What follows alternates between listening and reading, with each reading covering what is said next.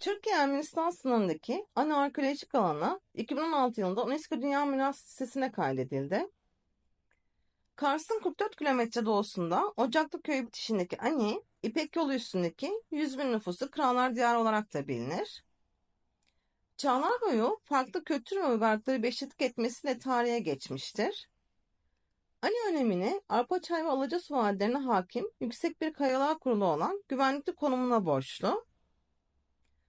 Orta Çağ döneminde önemli bir ticaret yolu olan İpek yolunun Kafkaslardan Anadolu'ya ilk giriş noktasına kurulmuş olan kent, bu dönemde büyük bir gelişme göstererek bölgenin politik, kültürel ve ekonomik merkezi konumuna yükselmiş. Zengin ve kozmopolit bir Orta Çağ kenti olarak bilinen Ani'nin en eski tarihinin M.Ö. 5000 yıllarına uzandığı düşünülür. Ani büyük oranda ayakta kalmış olan etkileyici surları, dini ve sivil mimarlık örnekleri ve şehir planlaması ile Orta Çağ kentinin bir özeti niteliğinde. Ani'de tarih boyunca süren çok kültürlülük, buradaki dini ve sivil mimarinin biçimlenmesine de etkili olmuş. Ani'de pek çok önemli yapı mevcut.